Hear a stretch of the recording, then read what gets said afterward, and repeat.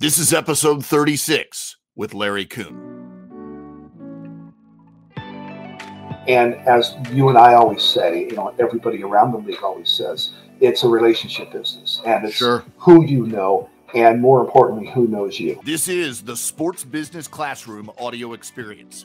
If you recognize the voice, let me put a name with it. I'm Beau Estes, a host on NBA TV and an announcer on NBA.com. I'm one of the instructors at SBC. Welcome to the show. Now, breaking into the world of sports can seem daunting, but if you're looking for a leg up, you've come to the right place. Each week, we talk to top-notch figures all across the industry to bring you lessons and advice to learn from. Thanks for spending some time with us today, and let the experience begin. Sports Business Classroom is an immersive sports business training and educational experience unlike any other. In addition to this podcast, SBC provides numerous opportunities for those looking to break into and grow in the world of professional sports. One opportunity that I'd specifically like to tell you about today is the CBA Mastery Course with none other than Larry Coon. Larry is undoubtedly, and I can't stress this enough, undoubtedly the leading expert on the collective bargaining agreement, and he has been teaching the materials to teams, agents, media, and students for over 20 years as an expert on the topic. Now, for the first time ever, he has an online course containing all of his material available for purchase to the general public. So, if you're looking to work in an NBA front office one day, this information is imperative to know. And by completing this course, you can not only learn the material, but you can become an expert in it as well. Larry Coon's CBA Mastery Course is presented by SBC and is a surefire way to put yourself in a position to land a killer job in the business of basketball. Registration is now open, so visit sportsbusinessclassroom.com today to take a step toward the career of your dreams. The Sports Business Classroom audio experience is brought to you by Hall Pass Media and Hall Pass Studios. Hall Pass Media is a full-service marketing agency that specializes in brand consulting, event management, digital marketing, and creative design. Hall Pass has a wide range of clients and partners that include the NBA Summer League, the NBA Coaches Association, and the basketball tournament, just to name a few. For more information, please visit hallpassnetwork.com. As of the release of this episode, the NBA's collective bargaining agreement has been updated with the dates and financial figures for the upcoming season. These have left every team with implications regarding free agents, trades, the upcoming draft, and more. So if you're trying to make sense of it all, you're not alone. And as you'll hear in this episode, we have the leading expert on planet Earth on this subject. That's our GM of Sports Business Classroom, Larry Coon. And while this episode will go into detail about the importance of knowing the salary cap, we have developed a new opportunity to learn about what all these updates to the CBA mean. Larry and a team of CBA experts are hosting a free, yes, that's right, free, absolutely free webinar live on Thursday, November 12th to go over the recent changes to the CBA and what they mean for certain teams. If you've never attended an SBC event before, this is an incredible opportunity to get a taste of exactly what it's like. And yeah, by the way, I'm going to say it again, it's free.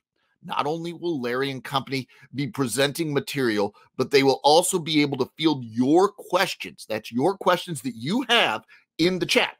All that is required to register is your email, and you can simply go to sportsbusinessclassroom.com to sign up.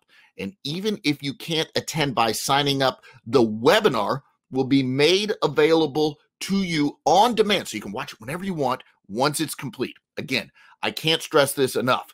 How unparalleled this free opportunity really is. You're going to experience an SBC event and dive into the NBA's collective bargaining agreement with the experts. So don't wait. Register today at sportsbusinessclassroom.com. I first met Larry Coon when he offered me the job at Sports Business Classroom as the broadcast chair. And surely I was aware of his work. I knew who he was. I knew what he did. but I don't think I quite comprehended the scale of his mind. Talking to Larry, being around Larry, when people ask me, I sort of equate it to the John Nash story with A Beautiful Mind, the famous movie, A Beautiful Mind. Watching Larry's mind work, watching him sort through numbers, watching the way he can comprehend the details of salary cap makes you understand why he is the guru, the absolute guru on this subject, and why he's revered throughout the NBA salary cap community. Our conversation touched on his first interest in the salary cap, why he came to enjoying and understanding this discipline, and a little bit more. I hope you enjoy it. All right. Thanks so much for joining us. If I say Sports Business Classroom, this man's name is the name you think of. He is synonymous, not synonymous, synonymous with Sports Business Classroom. Of course, I'm talking about Larry Coon. Larry, thanks so much for joining us, bud. How are you doing? I'm doing great, Bill. Hey, am I the first two-time guest on the SBC podcast? You're sort of like the Steve Martin, Tom Hanks of hosting SNL. You're the record holder, I believe. Let's get started with something that we've talked a ton of times about God knows what, and something I never really asked you, but I read about, and it's interesting to me. How in the world does a guy who's sitting at home and says, I'm a Lakers fan, get interested in the CBA? How did that happen? Before websites really, and before things like Reddit and all the other discussion groups and discussion forums, there was a system called Usenet. It's the predecessor to the World Wide Web. It was all text-based, but discussion forums sprung up on that, on every topic you can possibly imagine. And some of those were sports, some of those were NBA, and there were a lot of participants on those things. And I was on, just to academia, I was on the internet very, very early. And I was on Usenet, and plenty of discussions sprung up. There was not only general NBA stuff, but team-specific stuff. Some were Laker groups, and I was a participant, put in both the general NBA and the Lakers stuff. And it's everybody there is an armchair GM, right? Oh, how is my team going to be able to do this? Oh, we just do this, do this, do this. I mean, I'm kind of going, well, can we just do this, this, this? And, part of it might have come from the fact that, like I know that your favorite player, was always James Worthy. Sure. Mine was Jerry West. Okay.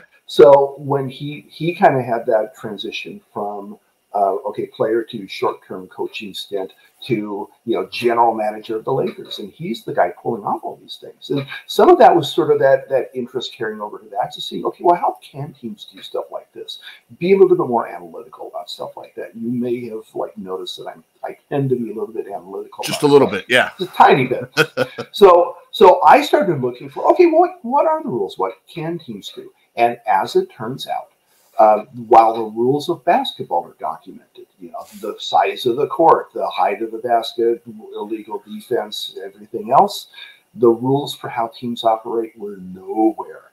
And I'm a computer scientist, so it was common where if somebody develops some expertise in something, they contribute an FAQ. It's just, okay, just a give back thing that people would always do. So I knew right away I wanted an FAQ for the NBA's collective bargaining agreement. I knew that thing was out there. I knew that it sort of controlled everything.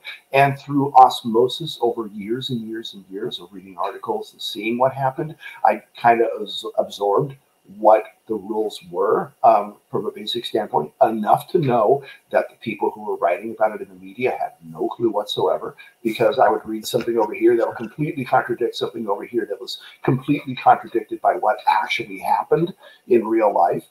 And, there actually, it turned out, by one of the people who was in one of those Usenet groups, he had already done an FAQ. It was like 2 pages long. And 80% of the answers were, I don't know. Well, that's not quite, so. Your mind's not going to accept that. Yeah. And some other people who were kind of like-minded to me on that stuff have written a little bit more stuff, kind of tried to document how it works. So I just kind of did my own brain dump, in conjunction with some stuff that other people had done, and organized it FAQ style. I took some of the basic skeleton of the 2-page one that the one guy originally did, but kind of expanded it a little bit. So my first draft was 30 pages, which it is, when you say that at the start, give people an idea of what you're up to now. On the FAQ, well, I'm in terms of pages, I don't know, but it's about 80,000 words. I talked to Kalita Taylor, obviously one of your former students who ended up winning NBA TV's GM school this time. Fabulously talented person. And the reference I gave her that I think will land with you is SBC to me is sort of like Top Gun. It's the best of the best. Right. When you get there, you're swimming in an elite school of fish, and you really, really learn to push it from there. Is that fair to you? Yeah. And one of the things, because I vet every application to SBC. Exactly. And everybody's doing a resume and a cover letter, and I'm looking for certain things. If this isn't there, but I don't see these things, I'll even write those people before I admit them and say, I didn't kind of see this stuff. Talk to me about this and see what comes back, and either admit them or not after that. But what I've noticed is that the selectivity rate, meaning of the people who apply, who do we admit, right? The selectivity rate for SBC is very high. Yep. Because, and people talk about this enormous job I do to select the class. I take advantage of the fact that there's no power like self-selection, right? These people are the ones who are already motivated to get their butts off the couch. In some cases, fly even around the world to Las Vegas to be there for Summer League and sit in a classroom for a week and spend a lot of money on the opportunity to do so, or a lot of the parents' money, right? So that alone whittles the class away to, just like you said, the best people. And then, there's 90, 100 people who get into SBC, and those are already rarefied air. And then, of course, from there, the standouts really rise up. So if you think about the people who were still standing after Neil's speech, right? They were interested enough to look at it. They were motivated enough to do everything, including a huge expense, because they thought that something was in there for them. And now they're in this cohort. And I always tell this incoming students, you're going to meet friends that you're going to keep for life, because these are the people who are like you, right? None of your friends in real life may have this kind of passion for this that you do. And for some of you, it's going to be none of your friends. You might be okay. Your friends are basketball fans and like to watch games together, but they don't get it or understand it like you do. You're the guy that all your friends call and say, "Oh, how does this work?" And what's this mean? But you're going to get here, and everybody's going to be like you, and you guys are going to bond. Of course, every year that exactly happens, and everybody is still friends and doing stuff together. Not only are they friends for life, but also as they start to work in the league, and you've mentioned this many times too, this is your sort of like incoming freshman class in the league, and as you all start to rise up through the ranks, you're going to be working with each other over time, and maybe even multiple GMs out of this. So I'm just kind of building my empire slowly, but it's one of those things where, okay, I get you get the people, going back to the Neil reference, who are still standing at the end of that. Okay, these are the people who are really, really, really top people, and then we all pick the top performers to bring back with us the following year as interns. And it's always, it's never, okay, who knows the most, or, who is able to do the best out of this. But I get you, I get Dave Dufour, I get every instructor, I get all the old interns. And I just, and as I try to just be the referee there. And I just say, okay, who impressed you in any way? And then we kind of look, you give yours and everybody gives theirs, and I kind of look for the commonalities, and we get 20 people or so. Yep. And it's okay, well, these are our candidates. Who are your top 10 out of these 20? And we just kind of go around. We go through and do it again. I would do it again until I get to a top 4 or 5. That if you've done that, you didn't just impress you, Beau, or me, or Dave, or Wes, or whomever. You stood out across the board, and standing out to a Jeff Fellinzer and a Dave Dufour and you and me and some interns who are observing people on a level that I'm not even observing them on. That's saying something. So the success rate for the interns has been pretty good. And then those people come back to work with us the next year. And then there's some cachet to that, because we have a reputation around the league now, especially for the people who work with us. And they know, okay, if Larry brings them back the next year, then these are people we have to pay attention to. It's really a great group to hire from, honestly. If they called you and said, who did you pick from last year? That's a solid group right there. Right. What's the lesson from all, like we talked about your story and your interest and your work ethic getting all the way up to this point. Also the students and the Neil O'Shea story. People are sitting at home now in a pandemic and they need to be productive. What's the lesson out of all of this that they can take and go forward and be using in their lives right now? Well, and let me tie this into what we did this year, right?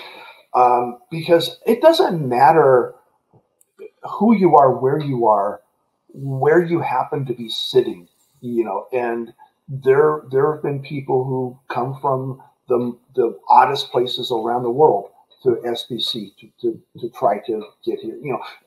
Well, Masai Ujiri would be an example of like looking 2020 hindsight, looking at success stories. He came from Nowheresville, in Africa, but he worked his way up, and now he's a team president.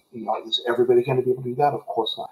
But the opportunities are there for people. So it doesn't matter. You just got to get in there and get your foot in the door. So one of the things is you figure out a way to make it work. And SBC is one of the stepping stones for you to kind of gain that foothold and be able to take that next step. And the reason I bring up like what happened for us this year, every year we have SBC in Las Vegas. And then this year the pandemic hit. And, it's like March, I'm going, I know from UC Irvine, we're planning on this being for a year. And this is not going away soon. And I know the medical stuff, and I know what it's going to take. It's going to take a vaccine, and the vaccine's not coming down the pipe very soon because we got to go through 3 layers of clinical trials and et cetera, et cetera. This is going to be a while. Summer League is in big danger. We still held out hope, and we planned a great, you and me, planned a great SBC this year. But now I've got great notes for what we're going to do next year or the next time that we're going to be able to do it. But we planned this whole thing. It's like, okay, well, now Summer League's not going to happen, so SBC's not going to happen. We got to pivot. How do we make this work in the environment that we're in? And this is sort of the global lesson here. We have this, okay, virtual conference is going to be it. How do we make a virtual conference work? And I don't just want it to be a virtual conference where you're attending a couple of things and you're missing the heart and spirit of what SBC is and the opportunity that SBC is. I want to make it SBC in a virtual setting, not a virtual conference that's for basketball teaching, right? Which is a huge difference. So, you and I and everybody else really came up with a way to make that work. Some things were easy, just lift and shift. Yep. My CBA lectures, I can do them virtually. I can do them in front of a classroom. Doesn't matter. Some things, like the mock trade deadline that I always do, that's just too much communication, but in too many network nodes there to make that work. But, Wes and Dave came up with the idea of let's do a free agency. And then it's not a bunch of teams communicating with each other in a big web of communication. It's teams communicating with just a few agents. Yep. And so we still got that working. And, it still went great. So we pulled off an SBC in a virtual environment that I never thought we would have been able to do after having the experience of doing it live in Vegas. But sure enough, it works in that environment. And now I'm thinking, okay, these two things are not incompatible. They can complement each other. We can continue to do Vegas SBC, but continue to do virtual events as well, each in their own niche. and being able to deliver different things to people. And of course, the virtual one would be much more available than the Vegas one. So we can look at, you're not going to get the direct immersion in the summer league. This year it didn't matter so much because there was no summer league to be immersed in. But next year there will be those levels. So one of the things that hits me is we go through all this stuff and we talk about your enormous output of work. There is a work ethic with you that is, to me, remarkable. And it comes across in your meetings every week when we would meet in the planning for these SBCs. It comes across in your preparation for the lectures. It comes across in the way we did this virtual.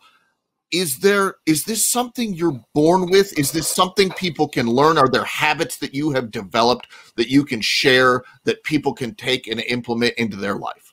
I think it's a little bit of everything. I think, just in terms of what's innate in me, I don't like sitting around doing nothing.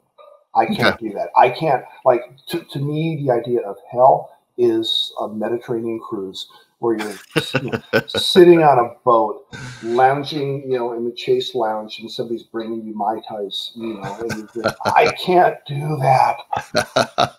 Your mind has to be doing something. I gotta be doing stuff, and literally, I just fill my life with interests and things to be doing. And Larry, the little boy, was that way. Yeah, absolutely. And you can see this with the basketball stuff. Just to stick to that. I love basketball, but there's this whole spectrum of thing over there that I got interested in to bring that in as well. But it's always been. I've always had a career. Like I said, I'm a computer scientist. I'm an IT manager at UC Irvine. Have been, part of this comes from having that as a career. And if you're working on big projects like that, which I'm involved in, there's a lot of organization and management of stuff, and not only in terms of projects, but also in terms of the detail of what you're building. And a lot of that transfers into what we're doing here. And I'll run a lot of the stuff here as versions of what we're doing there. Now, luckily for SBC, I'm not imposing sprints on you and scrum meet and stuff like that. Running it a little bit more casual, but a lot of that translates. So it's a little bit of both. So that's the thing. So some of it is innate in you. What can people learn from the habits that you've developed and the practices you've developed? I think that if you look at the people who are successful, a lot of them have a lot of that. Okay, not in terms of technical detail, but there's got to be a work ethic there. And one of the things that people will say is that I have a good work ethic. That's one of those things that's got to be required of people, because if you're going to get your foot in the door, you got to be the person who's willing to say yes and do stuff. And even when you look at students, let's go back to Kalita, whom you mentioned. Yep. So, here's someone who has a JD from Harvard, and a law career, and certainly doesn't need to be the person making runs to Kinko's for toner happily, in the 120-degree heat, willing to do whatever it takes. Yep. She was remarkable that way. And so many of our other students that way are remarkable. And I think I think it's a habit forming thing that you have to develop. I think you have it in you. And I think each person comes to it in a different way in the practices and the habits they develop. But yeah, I think somehow in the way that you run a meeting and in the way that you sort of execute all this, there is a constant effort, but it's a planned effort too. It's not just willy-nilly try. Right. Planning. It's targeted. There's a structure and a sequence to doing everything, and knowing how a project's got to run in order to deliver what we're delivering at the end of it. Sure. But also, I'm going to bring this back to you now too, because there's no shortage of people to bring in to help teach SBC and help run SBC, right? But and some of them you would think, oh, for this we want this huge name, or this one over here, and that's a mistake, because if you get too big of a name, you're going to get people who don't care enough about this and aren't really engaged and involved and committed to this. So I look for people who, and it's sort of one of the same with students, the cream kind of rises to the top. I look for people who understand what this is, see the value in it, see how important it is, and want to commit to it and really be engaged in it. And some people, are great at doing what they do, but they don't have that, and I can't really use them because when we're going through the necessary planning stuff, they're not going to be there for me. It's like, okay, just bring me in at the end and I'll do X. Well, I can't do that because what you do ties into what they do, what ties into what they do, ties into what they do, and you've got to be involved in this whole thing. So, once you and I started talking, it's like, okay, Beau immediately sees that. And once you were there for a year, you get it. Dave Dufour, okay, he's running scouting video analytics. His first year, my first year here, he was a student who was brought back as an intern. It's like, okay, this guy can get stuff done, gets this, loves this, sees the enormous value in that, and now he's helping to run the program. It's the people who can get in and do that and really be committed to it and bring some value to it that I want to have intimately involved in the program itself. So you're going to have some work to do soon, it seems like. Oh, God. Explain your process. I'm keeping my fingers crossed, okay? Because, I don't know if I didn't read the news yet this morning. I was reading the news, but it's more of the election news. So I've seen that they extended the deadline again, but they haven't actually, nobody's opted out, right? No, okay, not yet. Okay, so my life is going to go one of two directions depending on that one decision. Because if we keep the old CBA, then the basic thing is still there. And there was special stuff that happened this year. There could be changes moving forward in perpetuity. Certainly special for this coming year, but I can document that in the same structure of what we're doing. CBA Mastery, which I know we still have to talk about, will still be what it is. Maybe there'll be an extra video, at the start saying, just kind of letting them know, hey, this was developed before the pandemic of 2020 and the big changes of 2021. So the course is going to document the CBA as it is, and then we'll do a video at the end to sort of cover everything that's different for 2021. Which is what we're doing anyways, right? Sure. I have my knowledge based on what the CBA is, and I have to adapt to what's changing in 2021. Why not do the videos like that? That's plan A. Plan B would be, they opt out of the CBA, and there's a new CBA. Fortunately, the basic structure of the CBA never really changes, and I doubt it would change even as a result of this, right? The fundamental structure that exists today is still the fundamental structure as it existed back in the 80s, just evolved and grown. But the underpinning philosophies of the CBA are still there. And I'm pretty sure that would continue whatever the next CBA would be. That doesn't mean it's not a ton of work, adopting to everything, but I have to do that every few years anyways. I thought I was going to be able to last until, another 3 or 4 years before I had to do that. But if I have to do that, I have to do that. It's a process, though. When you get a new CBA, ingesting that for yourself and then putting that into what you already have working, that's a heavy-duty lift, right? Yeah, first of all, one of the nice things is that they do a black line. And a black line is the old document with the new things added in and underlined to say it's new, and the stuff that's not there anymore crossed out. So you can literally read the black line and see every change that takes place from one to another.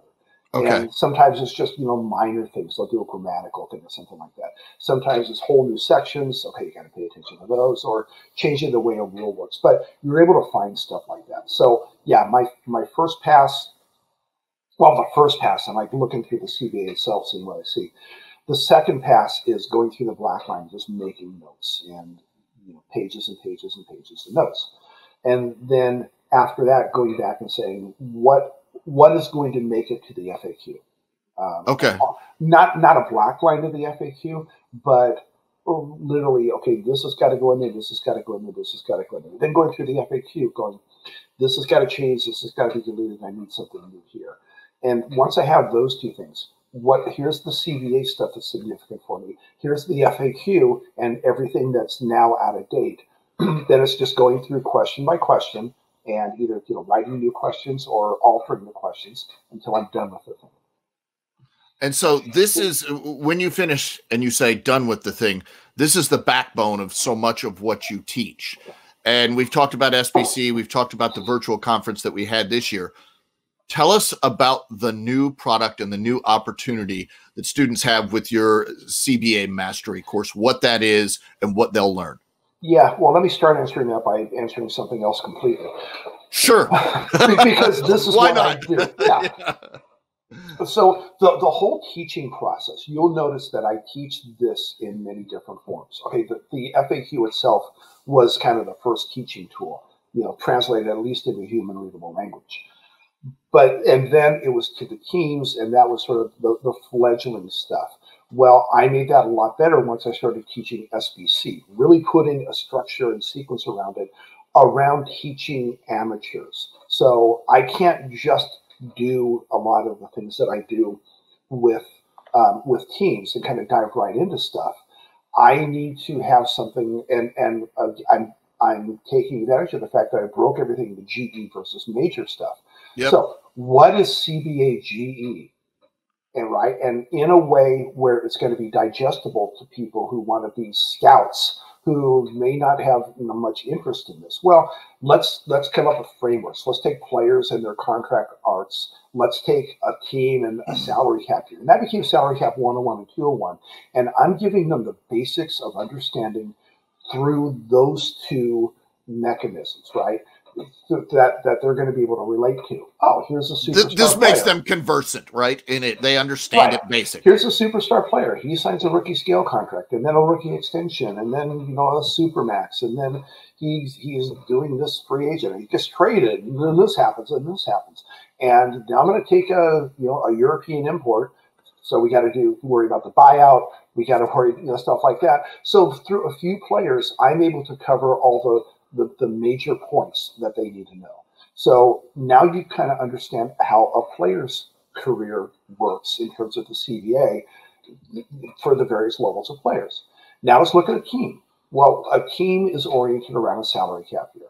From July 1st through June 30th, things happen at certain points of the year, and they're focusing their attention on all those different things during the year. So let's talk about those things. Let's start on July 1st. The cap is set. Well, how does that get set? So we talk about that a little bit. Free agency starts. Well, how's that work? Well, they have this, they can do this, they have these exceptions. So as we get to things during the year, I'm able to talk about them a little bit to orient them. And we just do that going around the year until we get back to June 30th, and then the clock resets.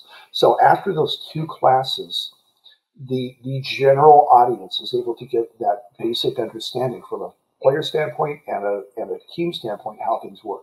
So that's the intro stuff.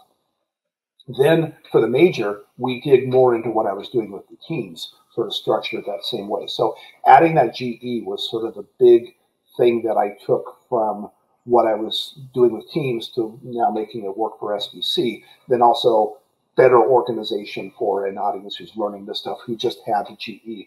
So, and then improving the slides. I went to true slide decks and improving all that over the years. So that got better and better. So it went from FAQ to teams to SBC, getting better in SBC. And then we had this whole new opportunity, which is let's do a video course of this stuff. And I was still teaching it. The last time I taught a team, I haven't taught one obviously since the pandemic started, but the last team I taught was a couple of days before this last regular season. And after that, I did an agent prep class. So a couple of weeks before the agent exam in January, we had some people, and I basically taught them what I teach teams. Everybody passed the agent exam, of course. In coming up with the idea, this is Sergio's brainchild. Let's start doing video courses, right? Let's take this curriculum and offer it for on-demand video. It's like, great. How do I adapt what I'm doing, here, which was adapted from what I was doing here, which was adapted from what I was doing here. How do I adapt that for this meeting and present it on video? So we, the people at Hall Pass and I, we did spend a lot of time, not only on, so I got the basic outline done. It's like, okay, here, if I was doing this from scratch, I'm still keeping the 101, 201 player, team, then digging in, and then another digging in even further. Structure to the whole thing, and then it's trying to always refer back. So build on that. Here's the 101. Well, 201, we're already referring back to the stuff we talked in 101 and reviewing it, there in the video. Then as I start to dig deep, same thing. We're referring back. We're building on what we're doing. We're doing review questions at the start of most videos to make sure that you understood what I covered there, because that's what we're going to build on here. We build it that goes deeper, and then the final pass around, we're getting into some real nitty gritty stuff where, again, it's building on everything. And then every video, of course, we are ending with exercises that they're going to have to do on their own. And I want them to be able to, from this class, be able to navigate through the CBA. So, first exercise, go download the thing. And then next exercise, just go look this up, figure out how to find this. And it's kind of a simple question. And then as we keep going through stuff, some of it's just straight review. And by the way, the after reviews, there are some just some quick quizzes after every video, because part of this is just from a psychological standpoint. You need to have that recital, and this is more recital than it is learning how to navigate the CBA. So being able to, you just heard the video that said there are 3 levels of mid-level exception. Which one of those is the one, then they just pick, B.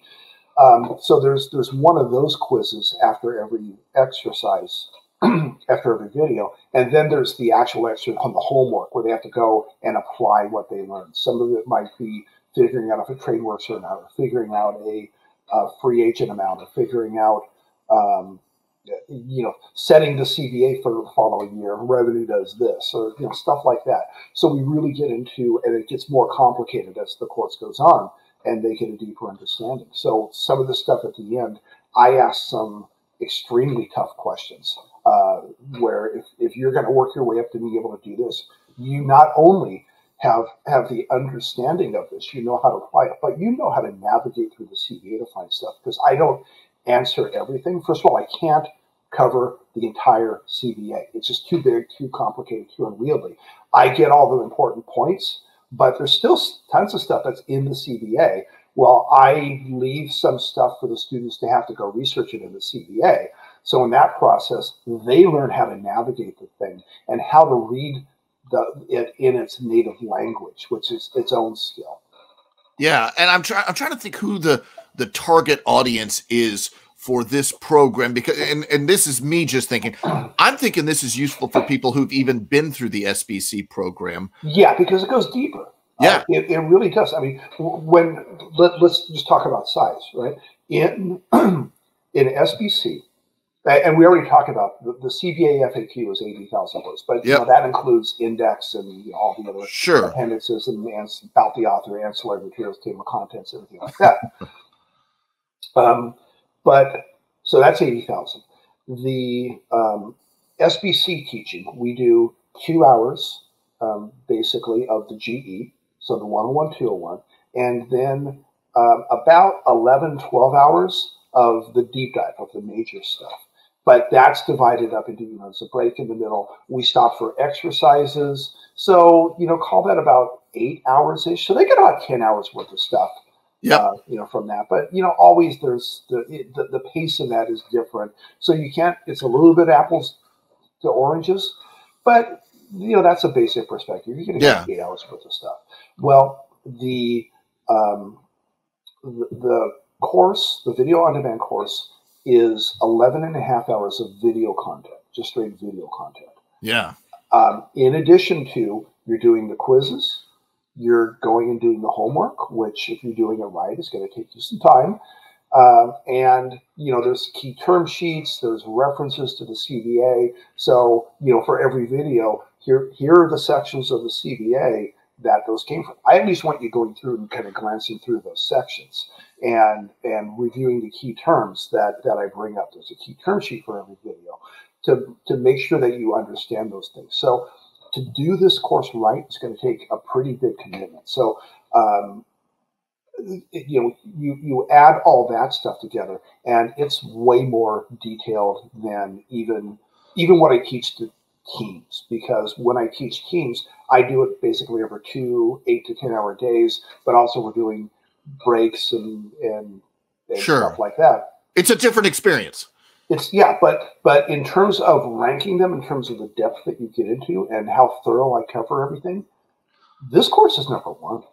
Well, that's what I get back to is I think of this CBA Mastery Course. The way I learn is I would take the sports business classroom in Las Vegas, and I would get all the information that I could possibly get out of that. But this would be a refresher. Anytime I had a question, I could refer to this.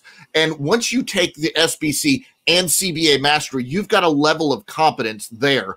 And then it's always there for you to go back to, in my mind. Is that fair? Yeah, that's very fair. And in fact, if you're interested in doing this video course after you're done with SBC, then don't pick the CBA as a major, because I'm going to cover that stuff in this video. Pick scouting video analytics as a major, or pick, broadcast and media as a major, and build a well-rounded level of competence. So get all that stuff and then take this course afterward and gain a level of competence, not only the depth in this, but also the knowledge across the board that's going to make you valuable. And as I talk about stuff, and I say, what do teams look for in people? If you're sitting at a table with, maybe it's the war room at the draft or before free agency or something, or you just even regular team meetings, basketball ops people are there, coaches are there, scouts are there. You want to contribute to that conversation. What do you need to know? You need to know the basketball stuff. But if you have a breadth of knowledge across the board, and you're the guy that can connect all that stuff together, then you are super valuable. So how do people get this course? So if you go to sportsbusinessclassroom.com, there's plenty of links in there to CBA Mastery with Larry Coon. And that's the great thing you mentioned about it. It's on demand. You can immediately start seeing my face lecturing you about the CBA and you can be there within minutes. But you can do it at your own pace, and you can come back to it as long and as late as you want. That coming back to it is the key to me. I think that is such a useful tool particularly for the way I learn. I've covered the NBA for so long, but I always have to do a refresher each season. I need to refresh and sort of get back up to speed, and having that tool there all the time would always be useful if this was the field that I was pursuing. Right, exactly. Yeah, and if you are fortunate enough to be able to get interviews and know this stuff, you go back in for a refresher on some of the things that you need. You need a refresher on. This gets you to where you need to be. One of the things I think about is even doing this show here, like my work at NBA TV or when I was doing baseball with the Braves or whatever it is, so much was taken care of for me. This I take care of myself, so I have to learn and learn the new programs we're using in software. Tell me about that and how you do it, how you keep yourself fresh, and the importance of that and staying sort of on the cutting edge of technology. Yeah, it's kind of interesting because, in my day job, I have access to all these great business intelligence analytical tools and things like that. And for SBC, I just kind of go back to Excel spreadsheets on everything, and have these massively like for the roster and for the payment plans and everything else. I have this massively complex Excel spreadsheet that kind of I built over time and does all the work for me. But it's kind of like that simple universal technology on stuff.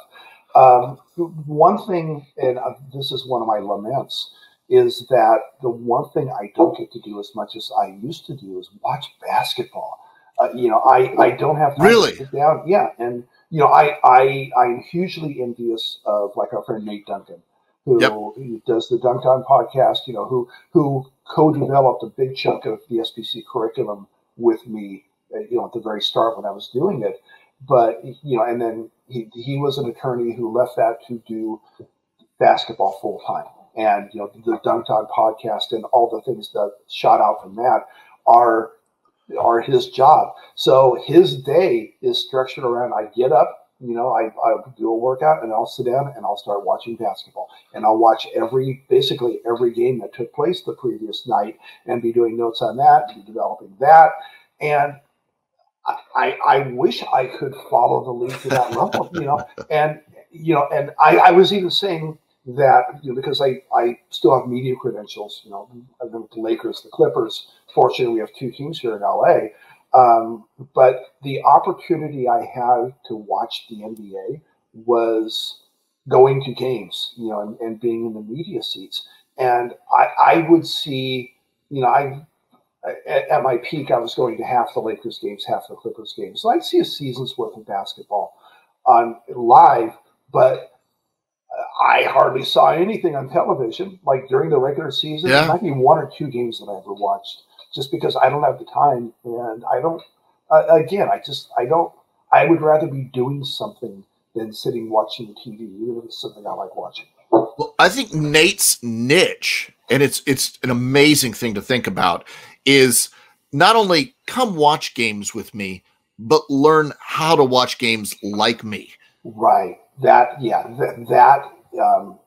I think is huge. And we tried to do that a little bit in SBC. And Nate was the person who thought of this.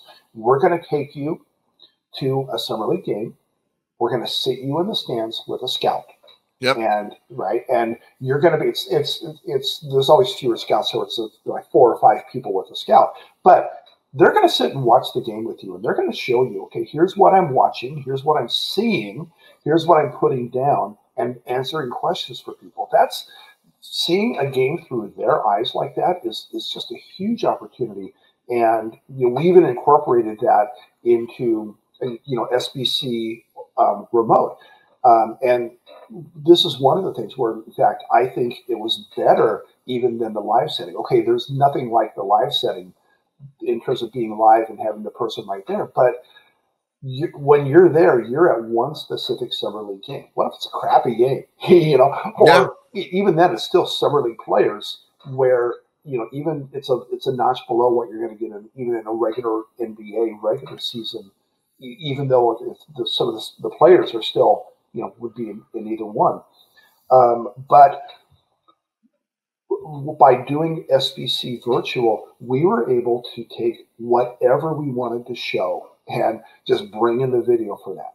And not only were we able to pick and choose exactly what we wanted to show you, but the huge advantage of a pause button that you don't have when you're watching a game live. It's like, stop it, and this was Wes Wilcox and Charles Dubé-Gray. You're saying, okay, stop here. Now look at what's happening here, and be able to to show stuff. Okay, now go, and here's what's going to happen. So being able to do that brings its own its own advantages that we don't even get when we do it live. I know Larry Sabato in politics has a crystal ball. Give me Larry Coon's crystal ball. What's the future hold for SBC? Of course, the biggest contingency is the 2021 season, right? Yep. Because if the NBA has a season that, and there's 2 big contingencies there, right? If the league has a season that allows a summer league to happen, then we would be planning a summer league. And if we're planning a summer league, we're planning an SBC. The other big contingency, of course, is COVID. Is it safe to be able to do that? Yep. So if both of those things happen, we're going to be live. I would assume that even if 2021 doesn't happen, we should be there by 2022. Sure. So I'm certainly hoping we don't have 2 years without a live SBC, but there's a couple of big contingencies that things could go the wrong way. Yeah. So if, and especially if there isn't a live SBC, there will be another virtual SBC. Okay. I think that I was originally looking at it as, okay, we're going to have to do something. Let's do that, and let's get something out there. I'm going to try to make it as good as I possibly can. I think not only was it more successful even than I was hoping it was going to be, I think, like I said, I think it opens up new opportunities for ways to do things that we couldn't do in the live setting. And I think that there are different avenues we can take where we can do a live SBC and a virtual SBC in the same year, and also take advantage of little, Wes came up with this and call it like a master class, where let's say around the draft, we have a little mini camp, right? Yep. And we're kind of following through the draft and doing exercises and stuff and really making sure you understand stuff in a virtual setting. Start a free agency, we're doing that. Trade deadline, we're doing that. So a couple of little 2-day mini camps where you're really, maybe we're only opening it up to SBC alumni and this is like grad school or something, but being able to take that next level of deeper dive is something that we want to be able to provide. So through video, we can do that. Through even like the CBA Mastery Course is going to be the first of many courses that we're going to do through Hall Pass to build up a curriculum. So, okay, we got the CBA covered. Analytics is so ripe. Scouting, coaching, right? So we can provide so many different courses, your stuff, your broadcast and media stuff. We can provide so many different things that people can gain knowledge of, but all working to a goal of making you that well-rounded person. So now we can start talking about, let's do a certification of some type. Let's say you've done these courses, a couple of electives. We have now given you our certificate, our diploma, where you have obtained, gone through all this stuff. Maybe you're doing at least one in-person SBC. You're doing these courses. We're certifying, and again, we are building the reputation around the league that we're turning out good people because of our academic standards and also the quality of the people that we're turning out. So if you go through that and get this certification, that's just another great step. But then the other direction I want to take this, think about NBA agents, right? Yep. And there is an agent exam every January for people who want to become agents. They have to go in and take this exam. Well, it's 50 questions, it's open book, and it's multiple choice. And you got to get like a 35 or better on it, which is like what, a B minus? Yeah. And after you do that, you are now qualified to negotiate contracts and run the career finances of guys making, in some cases, hundreds of millions of dollars. Yep.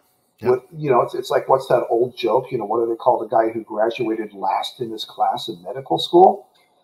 Doctor. Yep. Okay, yeah, but I want someone who's, so let's raise the level of competence of agents too. So I want to have it so that if they're passing CBA Mastery, kind of work with the union here, where, okay, not every agent has to have a specialization in the CBA stuff, because some agents just don't specialize in that. They're with an agency who has their own cap guys or whatever. Fine, but let's have a second certification where you can have an additional, badge you can put on your resume saying, I've been CBA certified, which is a level of training, above and beyond the normal what every agent has to pass. So I'm a certified agent and I'm a certified CBA specialist. And now players know they can look for people like that if they want to get people who really know their stuff. Okay, so let's look into Larry Coon's crystal ball one more time. The future of our industry. This is the last question. What's the future of our industry, and how can people put themselves in position to succeed in that future? Big question. Sure. One of the nice things is the fact that the industry itself has expanded so much. If you look at front offices even 10 years ago, right? You have like a GM, an assistant GM, a couple of basketball ops people, and some teams were bigger, some teams were smaller. You get to Denver, it's like, 2 people who are in a closet in the side of the arena. where some people had bigger infrastructures, but there were hardly any opportunities there, right? And then social media wasn't a thing. And then broadcast, it was only people who've gone to broadcast school or, for journalism to J school. And the internet has expanded the opportunities there because now you have podcasting and all the other avenues for getting into stuff. And then front offices have expanded where you get, the basketball ops staffs are bigger, and they have cap specialists, and they have a team of analytics people now, and multiple people in the front office who are just generalists, and coaching staffs have expanded, and the agencies have gotten bigger with more agents who are teaming up to do stuff. All this means that there's a ton more opportunities, and it's easier to get into those kinds of things. So with those opportunities, they have to fill people into those positions. And if you're an employer looking for people, you got to find someone to get in there. And there's only so many people with the right last name or who have played in the league for so long. You're looking for people who are able to come in and contribute. So the opportunities, just as you can build that level of competence in a way that you weren't able to build it before, the opportunities are there in a way that the opportunities weren't there before. Let's connect those two. Larry, I look forward to us all being back together again, bud. Thank you so much. Enjoy the weekend. Enjoy the next week. I know your world's going to be hectic, and perhaps all of ours will be, but that's what we're dealing with, and that's what we're working towards is a good NBA and SBC future. So thanks so much for joining us. Yeah, well, hopefully the world and the NBA both, we're going to have a lot to look forward to after this coming week. So I think things are gonna start to resolve. Thanks so much, bud. I appreciate it. All right, all right, thanks so much to Larry Coon for joining me on the SBC audio experience. And I want to remind you to learn everything you could possibly know about the salary cap. Please log on to sportsbusinessclassroom.com and sign up for Larry Coon's CBA Mastery Course. You can take it online. You can learn everything at your own pace. As the course develops, as more material emerges, you'll have access to it. That's Larry Coon's CBA Mastery Course. Get involved right now.